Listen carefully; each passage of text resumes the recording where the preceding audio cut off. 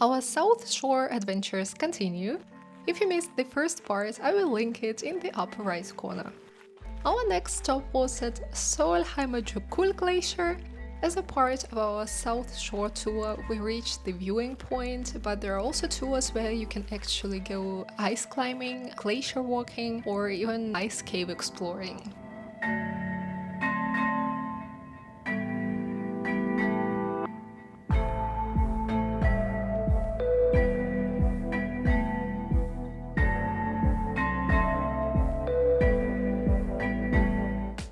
Sólheimajökull is an outlet glacier from the much larger ice cape in the southern Iceland and is the fourth largest glacier in Iceland.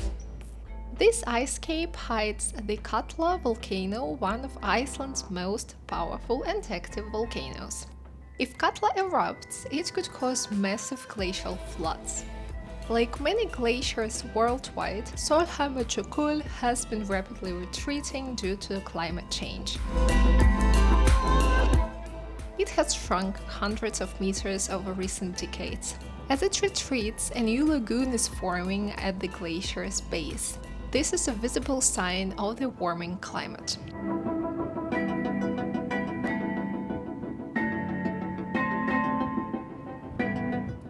The glacier is often streaked with black volcano ash, remnants from the past eruptions. This contrast makes it a visually stunning glacier.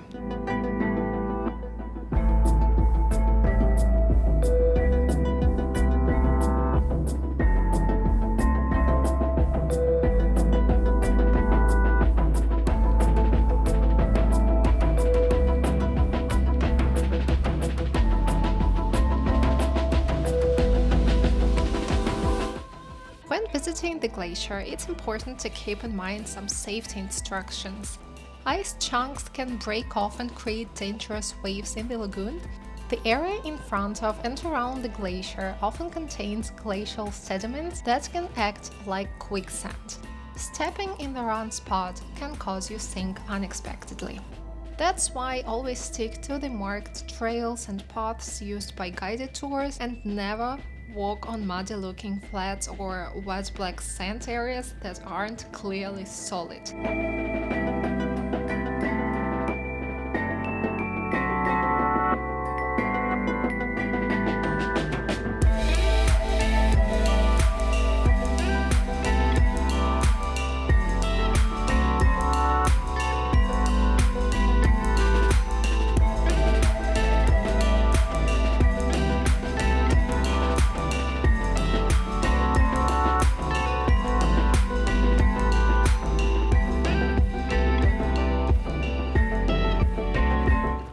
But it's generally a really nice place to visit, very scenic also.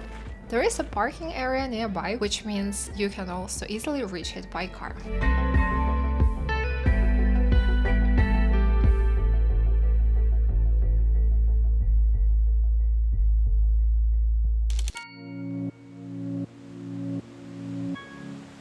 Seljalandsfoss was our next stop. It's one of Iceland's most iconic waterfalls, and yes, it's the famous one you can walk behind. A path leads around the back, offering a surreal, up-close view of the water crashing down. It drops about 60 meters from the cliff of the former coastline.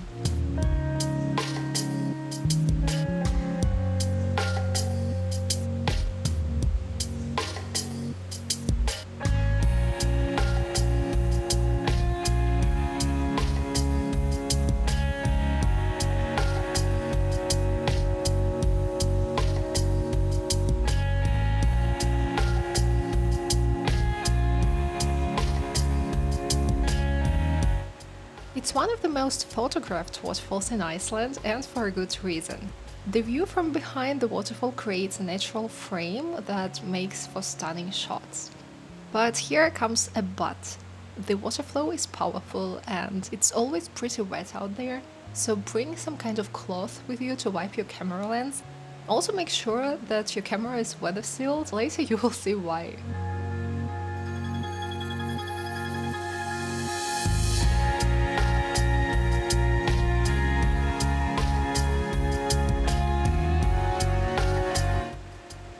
summer, it's very wet and slippery, so wear waterproof gear and sturdy shoes. On sunny days, the mist from the waterfall often creates rainbows. At the very end of the path, there will be a place where it's like pouring with water. If your clothing is not waterproof, you will be soaked.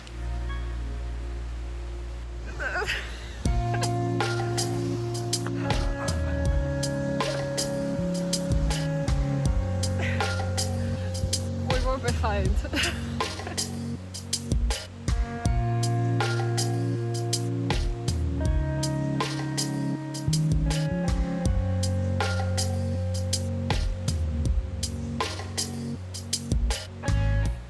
So we were just behind this waterfall, just amazing experience. Do it if you can, but wear something waterproof because it's pouring waterfall, not rain. It's pouring. Yes, he's wet. He's also wet, and I'm wet. So you can see my mascara is all over the place. Mine is fine. Yes.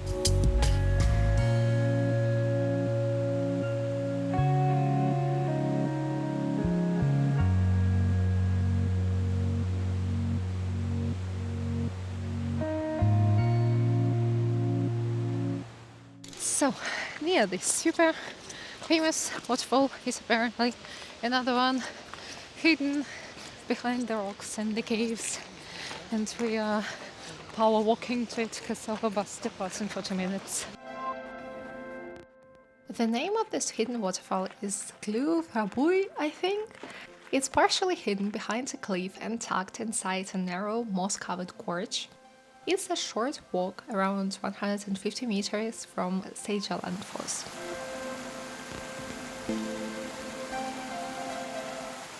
From outside, you can barely see the top of the fall unless you enter the narrow opening in the canyon. You can walk into the gorge by stepping on stones in the shallow stream. Also here, waterproof gear is essential. Despite being so close to Seljalandsfoss, many tourists skip it because it's not visible from the road.